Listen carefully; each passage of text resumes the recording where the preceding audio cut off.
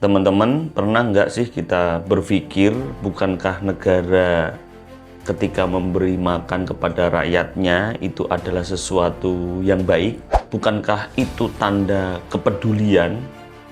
Bahkan kalau kita ingat sejarah, Rasulullah Shallallahu Alaihi Wasallam juga pernah memperhatikan orang-orang miskin, seperti Ahlus Suffah. Misalnya orang yang tinggal di serambi Masjid Nabawi, waktu itu mereka hidup sederhana, tapi hidup mereka dijamin kebutuhannya. Lalu kalau begitu, kenapa program makan bergizi gratis atau MBG justru menuai kritik dan kontroversi? Mari kita bahas. Teman-teman, program MBG digagas sebagai solusi besar bangsa ini untuk mengatasi stunting, meningkatkan kualitas generasi, dan mengurangi kemiskinan. Program ini mulai dirancang sejak tahun 2024 dan mulai berjalan di tahun 2025.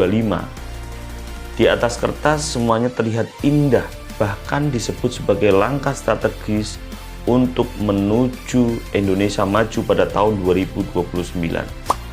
Tapi realitas di lapangan justru tidak selalu seindah rencana ya. Mulai muncul berbagai persoalan seperti keracunan massal, makanan basi dan berlendir, bahkan standar gizi yang tidak terpenuhi.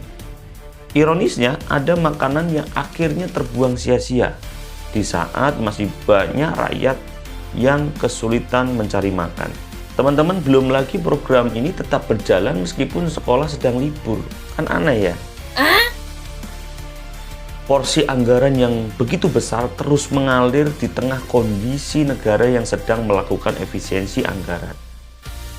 Yang terbaru bahkan rencana pemberian fasilitas motor bagi dapur-dapur MBG.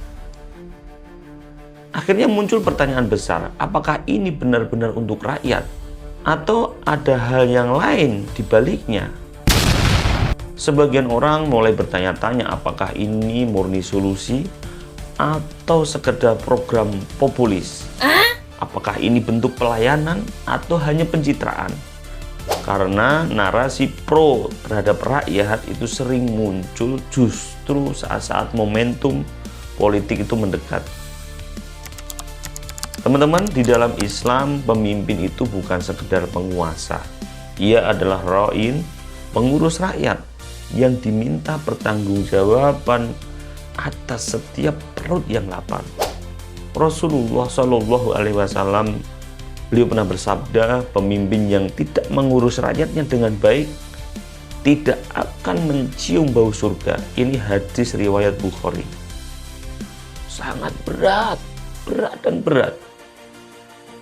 Kenapa? Karena di dalam Islam pelayanan itu bukan sebuah proyek, bukan program musiman, bukan alat politik.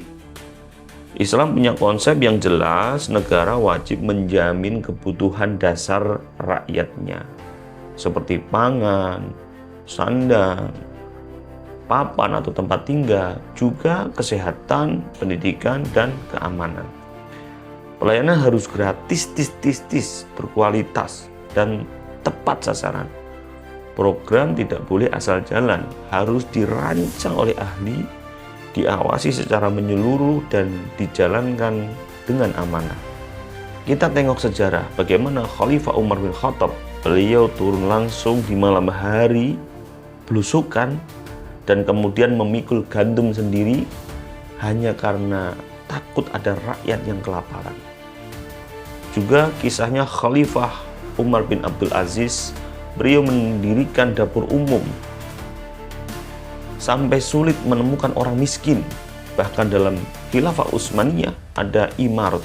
Apa itu imarat? Itu dapur umum yang memberi makan gratis setiap hari.